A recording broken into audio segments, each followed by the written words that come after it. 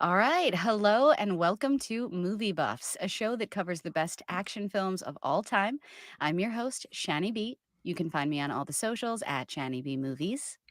And I'm your other host, Cisco, aka Misfit Minded. You can find me on Twitter at rampage_misfit and at my movie pages at misfit_minded on Facebook, Instagram, and Twitter. Today, we're talking about the 2011 true crime film Kill the Irishman. Yes. Starring Ray Stevenson, Christopher Walken, Vincent D'Onofrio, and Val Kilmer, to name a few people. So many surprises in this one. Yeah, we'll get into it. If you haven't seen it, it is the biopic of real life Cleveland kingpin, the Irishman Danny Green, and it's told across his life and it follows the rise and fall of the unions and organized crime in the city of Cleveland in the 1970s. Yeah. Just never saw any of that coming. So, Right. tell me your thoughts. What did you think? Yeah, sprawling story in all sorts of ways. But yeah, I wasn't expecting the Cleveland aspect of it, which I guess was different than, we usually see like East Coast, like New Jersey, New York, that area, Hmm. with this type of story. I forget what the Irishmen, where they were in that. I want to say they were like traveling though a lot in that one. But yeah, anyways, the Midwest portion of this definitely took me by surprise. Also, Danny Green is an NBA player, so that was like kind of distracting. That's um, awesome. yeah, so not the basketball player Danny Green, the ex mobster. So yeah, I mean, I'd never seen this before. Like that's and I, rest in peace, Ray Stevenson. That's kind of why I wanted to do this, kind of as a tribute because, um, he just passed away, and this is like one of his leading roles. I would say, like when you look him up. And It's so rare. yeah, it's rare that he's a leading man. It's like this, and he did a Punisher movie. Um, and then he was in RR. Yeah, I'm not a fan of that Punisher either, even though Twitter is trying to convince me that that's actually a good movie. Uh, Always. yeah. But yeah, I think there's elements that are good in it, but it's mostly like skippable for me. Like this is like a perfect like streaming on Tubi movie or something like that. Yes. Do with that with what you want. There's a lot of cameos. It moves very quickly.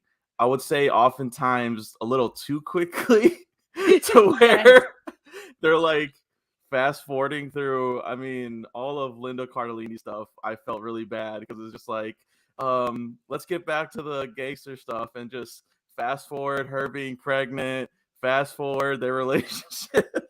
Yeah. Yeah. So yeah. It was really awkward how this movie kind of unfolded, and I agree. I love a good period piece, but I'm not sure that if this was in the theaters, I think I still would have been like, just Yeah. it doesn't have a great pull right off of the I guess like right off of the cover. It just kind of looks a little bit generic, which is Yep. why I'm with you. I totally thought it was just going to be one of the cities we know. So the Cleveland aspect definitely got me listening a little bit more intently, Mhm. but, yeah. Yeah, I It Go ahead, yeah. go ahead. It's like one of like even on the cover here, like literally all the three people that are on the cover are maybe have a total of like 10 minutes of screen time like together.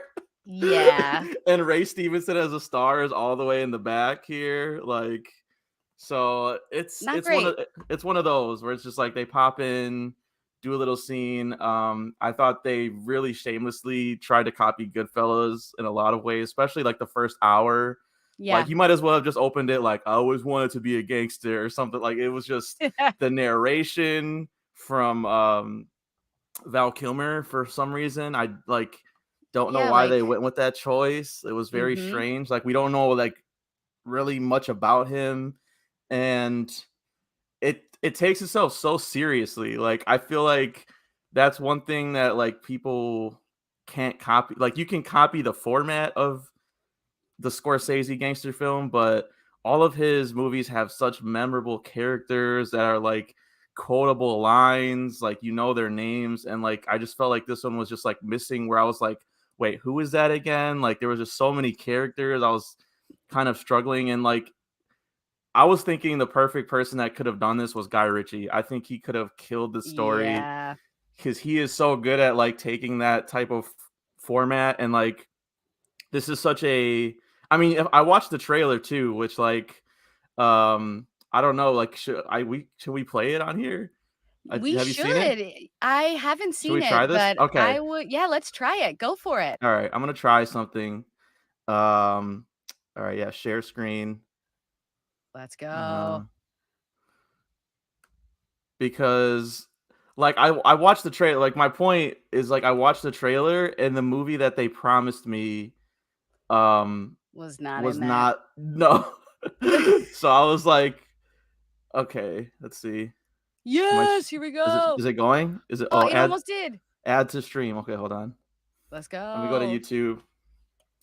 And I felt like even like the way they cut the trailer was like kind of in a way that Guy Ritchie would, do like one Yeah, of like his movies.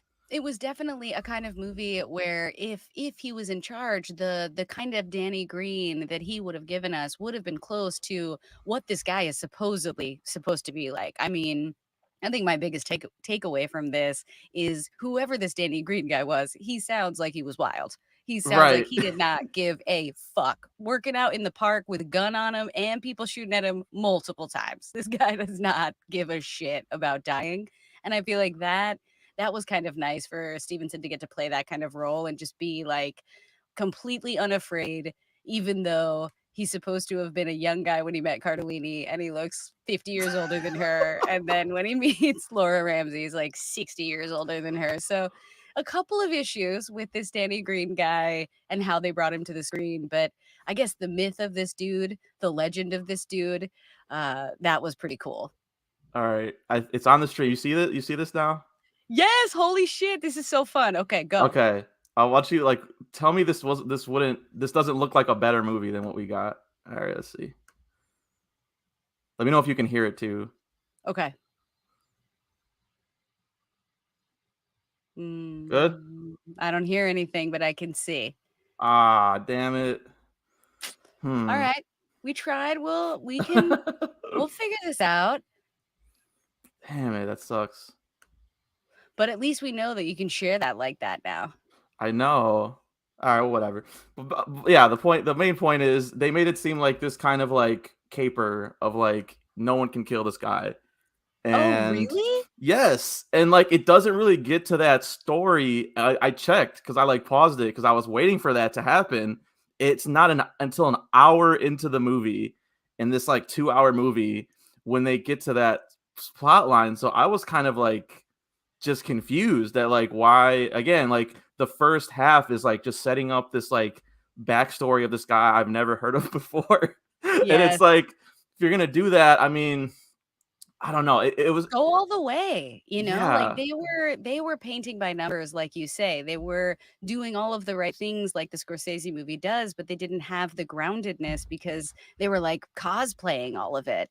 And, you know, his hairpiece is the best example of, Oh like, why man, this was the such a budget. cosplay adventure. Yeah.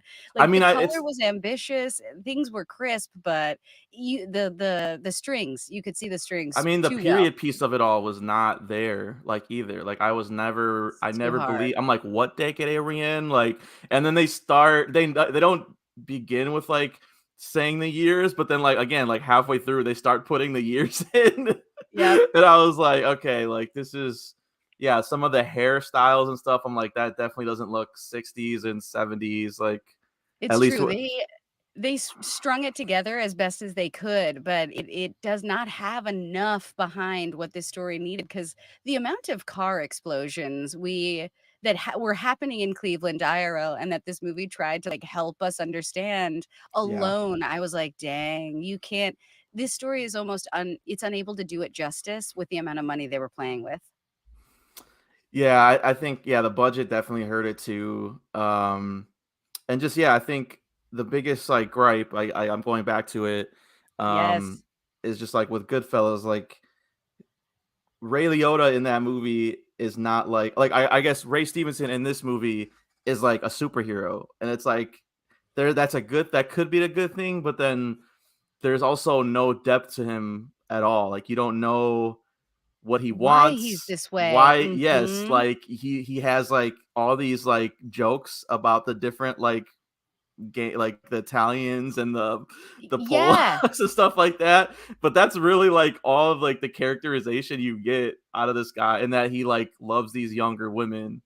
Yeah, And, yeah, yeah, and that somehow he's a ladies' man at the same time. so Cardellini, like, making chemistry out of nothing is maybe the uh best thing I've seen in a while. Because she's you so know, you good. and I, we are always upset when there are no good sex scenes in movies, so there was a sneak one in this one with Cardellini, no party favors, but then the, like, very awkward sex scene later Turn in the this off. movie where Laura Ramsey comes through and just all of a sudden is like, "Oh, here are my boobs." I was like, "Whoa, you're supposed to be in that Boy Witch movie, The Covenant. Put your boobs away. Don't show Oh, is them that to where him. she's from? He's I was trying to way figure too out. I'm old." like, I think I've seen her somewhere, but She's actually from She's the Man. She is the see, I haven't Galleria seen that that. Yeah. Amanda Bynes is in. You gotta, yeah, But the get way you have to see that movie. I'm so sorry to intrude on this, but you need to go no, get yourself okay. some She's the Man on Hulu right now. Sorry, I go feel ahead. like this has become like a recurring segment now of like the sex scene breakdown, but they're always so Good. fascinating. And so not the sex scene, but like the boob shot, whatever you want to call it, at like for this that actress um was edited so weird. Like it was almost like she was surprised, like, oops, Yeah. Yeah. like like my boobs fell out. I don't understand. I don't know It what to wasn't do. like I wonder what her direction was. It wasn't like, "Come Yes. get this." It wasn't like it was just like it's just blank face with like tits out, and I was just like, Yeah, "This even is so her awkward." I feel like as an actor, you could, like, tell that she was sort of like, "Yeah, I'm just trying my best to do whatever this scene is asking for. I I don't know know. what it's asking for." But I think to your point, like, it was easy to sort of see that the direction wasn't as strong as the Yeah. story needed it to be. Because somehow I will buy that women want to fuck Jack Nicholson forever. I'll buy that, but I Or couldn't really buy. a powerful person in general. Yeah. Yeah, But I can't buy that she's into him at all after he's already had a wife and family, like, how no way, I can't buy it at all.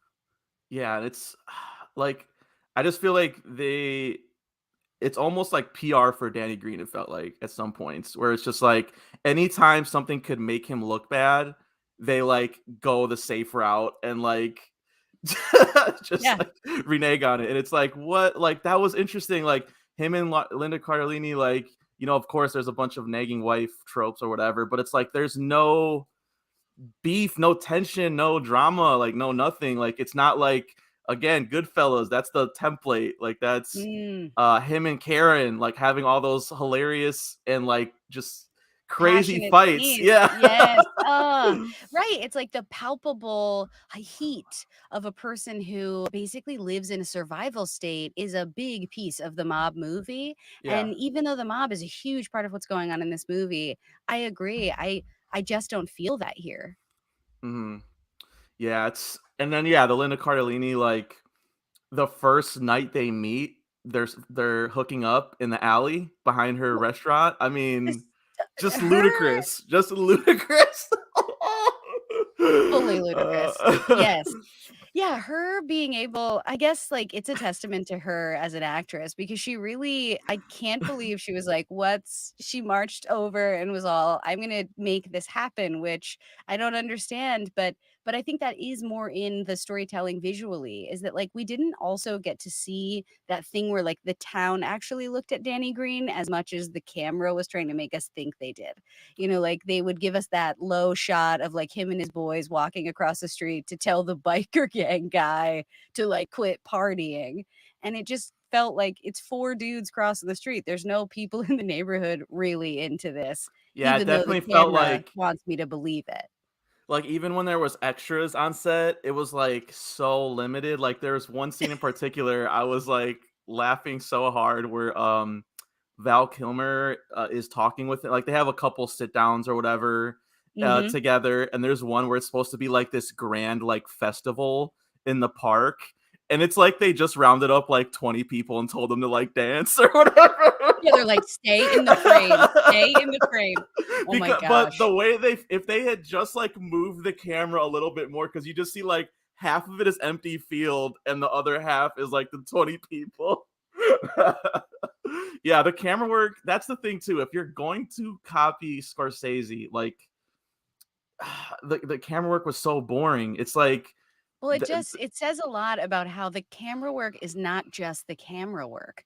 That's like another reason why I love talking about action movies with you and talking about movies in general is that it's so easy to think that you can just copy a Scorsese shot and you'll get the same result. And that just like isn't how it works. and they don't even try. It's like a lot of it is just people sitting down and talking, and it's like over the shoulder cut, reaction cut. Like it was, I'm Yeah, like, like barely any inserts in meaningful ways, no no. fun momentum There with the was one like filmmaking. tracking shot where you could tell like they were trying to do like that kind of the Coca Cabana. I think it was the Christopher Walken first introduction, which I thought he was one of the best cameos in this. I love like Hell yes. his literally his first line. He was like, "This beef stroganoff, you got to try this." Like, And that's what and you're feeds supposed to them some bring. yes, and it's like that's a memorable part of this movie that like I'll never forget now. And like I couldn't really tell you all the other mob guys really apart. Like we'll get into some of the other camp. Like there were some other decent ones, but I mean Mm. even like the Val Kilmer stuff that they're trying to set up, like I didn't really get any meaningful. Just, like, um totally underused. They barely used him at all, and when they did, he was like a weird narrator who was somehow still one-dimensional. and I just think he's miscast, honest. Like I'm sorry. Like this period of his career is like I love It's a Val little Kilmer, and random. I feel bad for what's happened or whatever, but like this is not the best time in his career. And like just fully not giving a shit on the narration, and even like some of his dialogue, I like he barely could say the sentence. Like I was like reading it off the captions more than I was hearing him say it. I Mhm. was just like, Mhm. yeah, this wasn't. You really needed if you're going to do. I think that was another problem was the POV, because it's like you're getting his narration, but then this is like clearly from Danny Green's perspective, I guess. Mhm. But then he like dies at the end, and there's really no one to like. I mean, spoilers, I guess. Oh, sorry. Oh, come on, guys. We all know. But then there's no one to like commemorate. I guess like pretty much every plot twist of this movie too is so predictable. I was like, oh, Yeah. he's dead. Oh, explosion here. Oh, like Yeah. she, it I was just very also predictable. it seemed like one of those things where they used all the paint by numbers stuff that the other films have, but because they didn't get to do any of the other stuff, it did feel unfulfilling. Mhm. Like it was just sort of like, oh, it's capped. Like for a year there were like 60 bombings in Cleveland because the mob was all killing each other, but like now it's just over. Like there wasn't any like love letter to Cleveland the way that in other mob movies there is a love letter to whatever city they're in.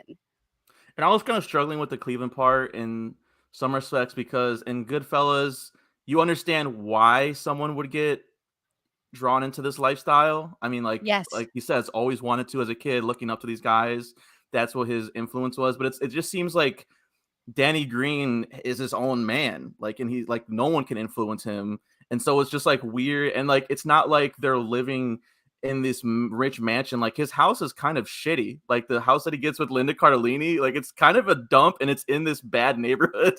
Yeah, it's true, he doesn't give a shit, he lives in a shitty Yeah. neighborhood, and he's so exposed, it's easy for people to just blow his shit up whenever they feel like it, like, It it gets does kind of funny how seem many explosions yeah, he for him being the survives. star of this movie, it does seem like we don't really spend any time with him in a meaningful way somehow. Yeah.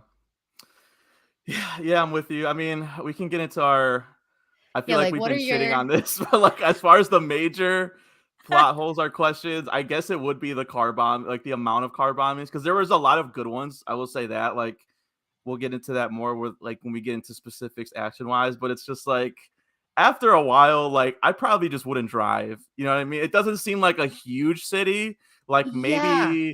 get a bike or like I don't know, take the bus or something. Or, It like, just seems some sort like of better strategy. I also feel like yeah, that everyone's strategy was just like, "Nah, I'm just gonna go ahead and believe my car is safe." That like, what plan is yeah, that? That's not a real plan. yeah. And then the other one, like again, another reoccurring theme is just the ladies piece of it. It's just, I mean, even the second one was just like like really bad because it was just like this looks like his daughter or something. Like it was just so creepy to me, and like It the way that really he like did. stalks her at work. It's like first the night before he's like, "What time do you open?" She's like 6, and he's like, "All right." Drives away, comes back at 6, and I'm like, "That is not okay." Like that, No.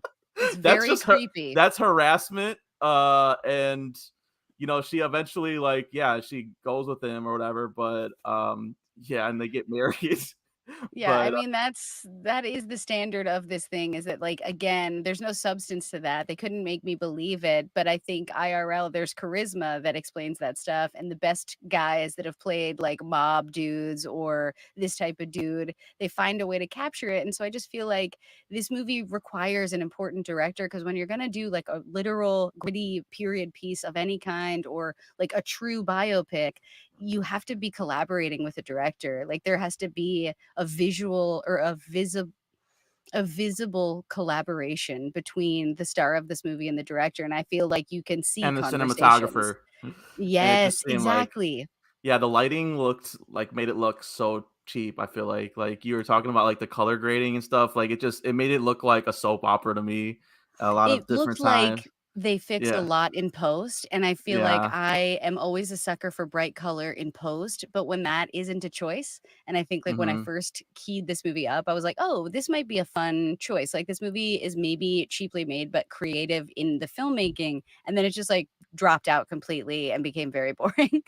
yeah, yeah. Any big things that got in the way for you other than what we talked about so far? I feel like we talked about it a lot already, but Yes, yeah, we mostly nailed all the comments I have about this movie, minus, like, I definitely the score being a goofy Irish influence score was, like, oh pretty yeah, hard to swallow and then you because can I was like, "Jesus, these bagpipes, dude." yeah, it's like you compare it to like I was thinking of like Departed, and they play what's that song they play like all the NFL games now, in that, and it's become like a Oh, joke. the shipping up to Boston one? Shipping Is up to it like that? Boston, yeah, and it's like what in that period it was like cool, but like now it's like almost become a joke to kind of play that type of Yes. yeah, super Irish stuff to I will say though, that was one of the to give some compliments, 'cause I feel like we've been pretty harsh so far.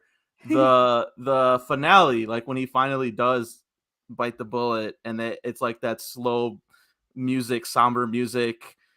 He gets the poem from his friend or whatever in the mail.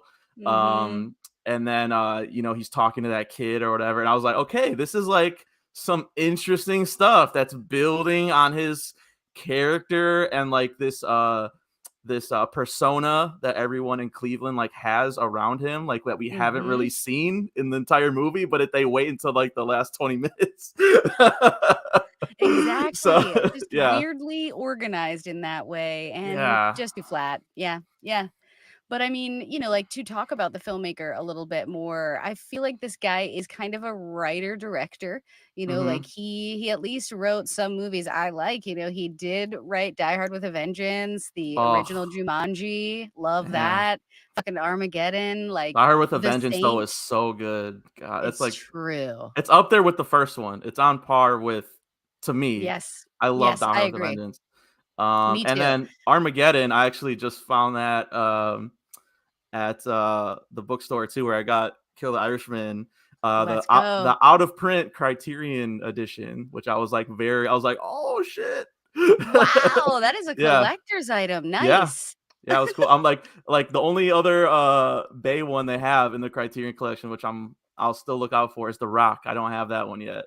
Dude, The Um, Rock is so friggin' good. We're gonna do that. We gotta do and that those with were you some of soon. the earliest they would never do that anymore because like action No. is not Criterion, but like they're so old, like those are DVDs, those aren't even Blu-ray, like those. So the We might be able Armageddon two to disc DVD.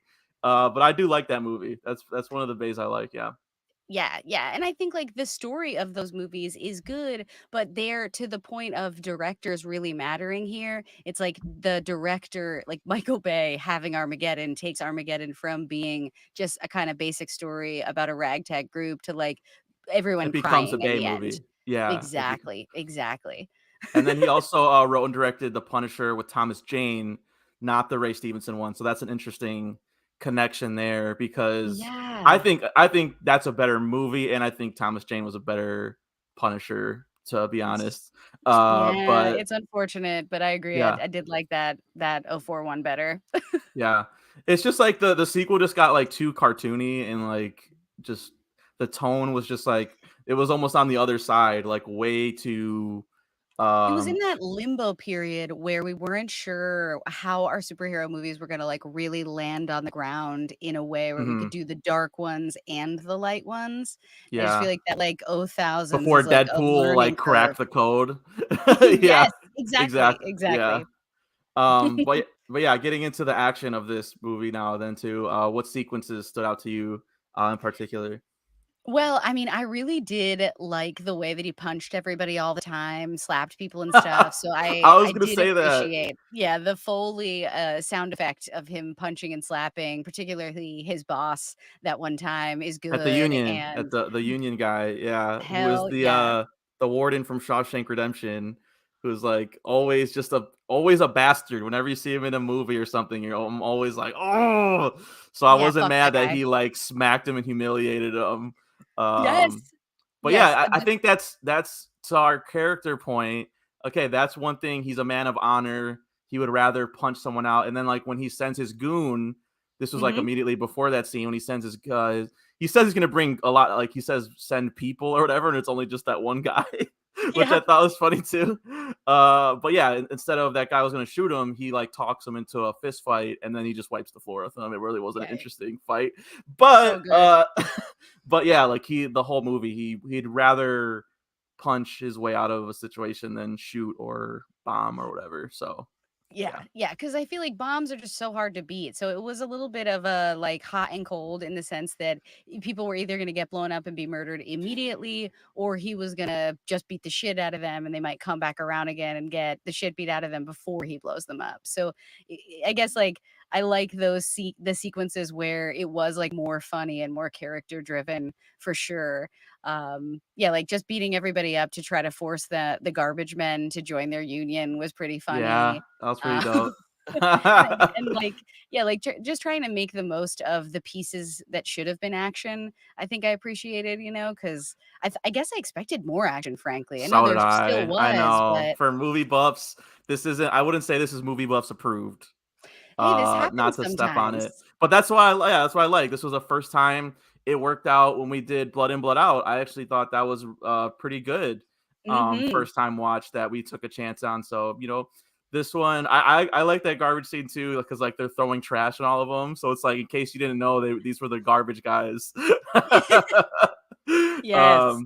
And there's that one guy that's like, all right, I'll agree to it, I'll agree to it. And they just continue to beat the Yes. shit out of Yeah, him. just like a little all these instances where they could bring that grit in, but just not really being able to do much more than have fun with it. And I guess like of course as an action fan, I want the violence and I want the fun, but I was hoping for that violence to be a little bit more in tune with and in line with the storytelling proper. And you win some and you lose some. This Yeah. some of our first time watches we're gonna nosedive on. It's gonna happen. Yeah, and, or even, like, sometimes when we did, the Purge sequel, I remembered it being a lot better the first time I saw it than on rewatch, so sometimes that happens too. Ah, Um, man, and with a good franchise, if there's, like, a weird one in the middle, it's a lot easier to slide past, but Forget. a movie like this that's never gonna get a sequel, it is kind of it's at least we saw it. Yeah, and for me, I had the bombings, like, montage just because, like we said, there's so many, like, different ones, and when they showed, like, the news footage, about, like, how many bombings there were, like, and how many, like, deaths that came, the Vincent D'Onofrio one, again, that was one I predicted, like, as soon as they stopped talking, when he's like, "All right, we're about to do this, bro." I was like, "Oh, he's dead." It was like so cheap, and then like his cheesy like army scene death where he's like on the floor like, oh. Yeah. But Yeah, they didn't have enough, special effects for that shit to, like, look as cool no. as it could've. Mhm. uh, but like the entire yeah, but like I think the what is it? The sum is greater than the parts or whatever. So like that whole montage was Yes. as a whole I thought was like effective in showing like wow, this was like a huge thing. It got on the news. I will say when they showed the news segment, one part I was like, okay, like the editor did not. Every single news segment, it was like the same news guy, and it was like reporting to you from Channel 4. This is Robert blah blah blah, and I was like, did we have to include that for every single news? Who is this guy? Is he essential to the plot? Like, Nobody's on screen more than many people who I were. Yeah, I guess, like, know. that's the hard part about making these movies. It's really hard to know how much of each piece to use, and that's why the masters are the masters. Because like, I don't really Yeah, know how Scorsese makes a 2.5-hour movie, and I'm like, "Wasn't that only 30 minutes? Can't I watch 3 more or hours of three this?" three plus. Like Irishman is up there. Wolf of Wolf Wall of Wall Street is up Street. there. Um, I will say like we're being harsh. This isn't like Gotti level bad. This isn't No. like John like where it's just like incompetent filmmaking on every level and screenwriting. It's like this is like just we've seen the prime rib and this is just like mid. Like Yeah, this is this is like the diner steak, like, yes. I know it still came from a cow and stuff, but it came from a boring cow. Yep, exactly. So Yeah, tell me about, your vibe on the performances, though. I know we talked a little bit about Val and D'Onofrio, but what did you think of everyone's accents? Because I know you've oh, got the some accents were all Midwestern over the place, vibes. dude. I was like, I didn't know there was sometimes like where that's what I wanted to talk about. Ray Stevenson, I will say too, is is pretty good too as his character. Just like his physical performance, like Yes. they show the real Danny Green at the end, and he's like this towering, like just Yeah, scary dude. looking dude, like you would not want to mess with. And Ray Stevenson is that. So I think like in that regard, like he nails it. And some of those like sit down scenes where he's like holding his own, definitely capable in that. But it's just like we're saying the writing. It's just like it only takes him so far. And it's the same with all of these cameos. Christopher Walken. I did think like his car explosion scene was one of the better ones too. Just because like of course church breaks out right when they're about to do it, and it's next to a Yes. church, and he has to go and save the little girl from or old lady or whatever Yep. from getting hit, and then Christopher Walken like sees him, and I'm thinking like he's not gonna get in the car, you know. Same. And so I thought that sequence could have even been like more suspenseful where they drew it out. Is he going to do it? Is he not? And then all of a sudden, Christopher Walken is like blown back like 50 feet. It's awesome. Yeah, I was like, "Oh, shit." I was expecting more of that, like, Scarface thing where, they have to do the give and take of trying to figure Good out how to, call. like, be Yes. a good guy when they blow stuff up in the middle of a city. Yeah, where, and that's Scarface's code, no kids. I said no women, no kids. Dude, um, yes.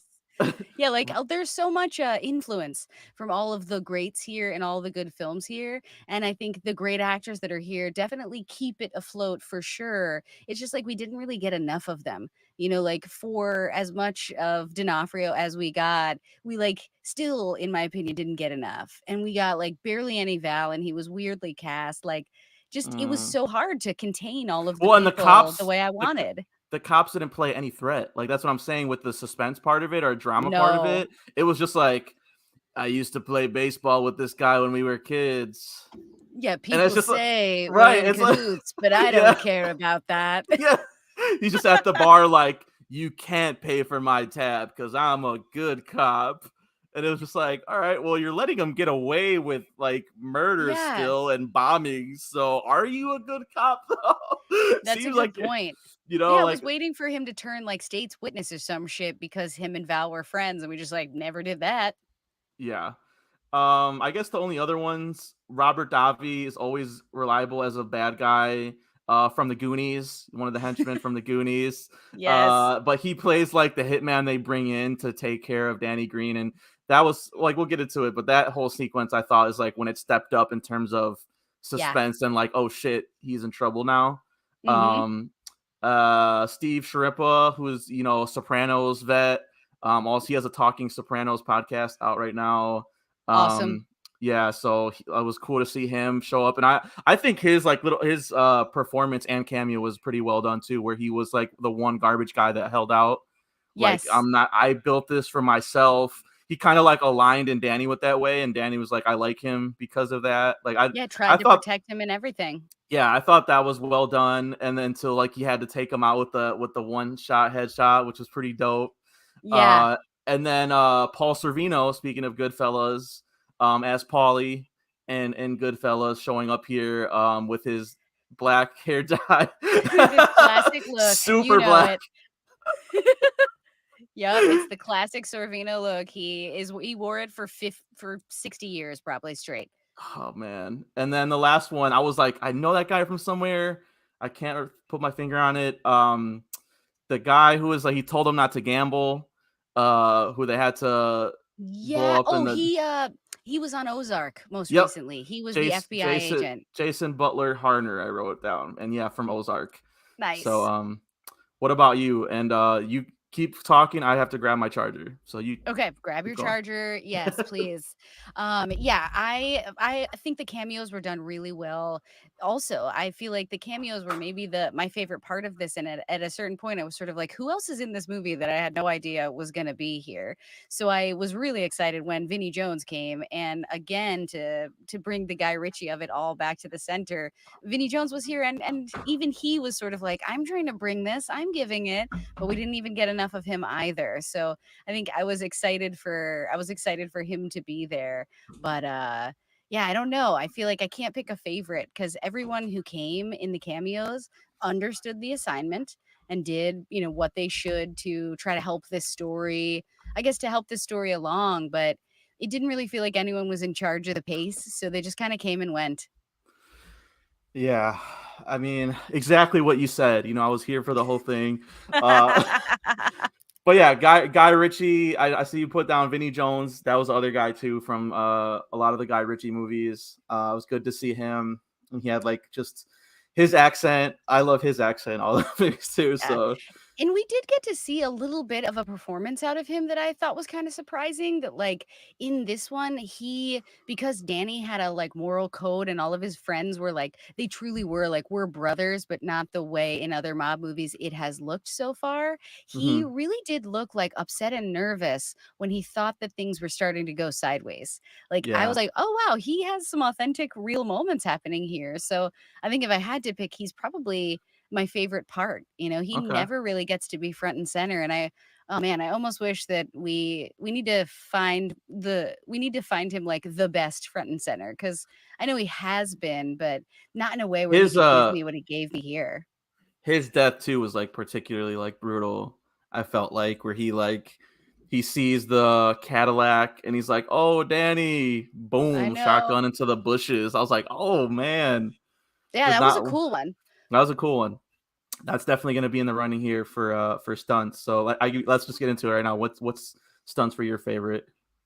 Well, I think like the basic ones. I love a good pencil through the hand. I Oh yeah, you can love see. yeah, I love like trying to do some of the explosion stuff, but I think just the basic stunts of like the stage combat of it all is really like where I was like, "Oh, this is the impressive piece." We don't always get to see that kind of stuff. We're usually like much bigger. So, from the smaller vantage point, I think just that little stuff like I guess the stage combat in this because there's so much punching and kicking. That really is impressive. Or I mean, punching and slapping. I think because though we watch so many like choreographed movies that it's hard for me to take the slow like like seriously It's true. The um basic, realistic fighting, I'm not even yeah. really sure if I could identify it anymore. I we're in too deep at this point. like we're undercover. I think I just have to go with the bombings. Like it was almost sometimes, a lot of times, I was like, man, this was pretty impressive. Like, did they spend most of their budget on the explosions? I think they did.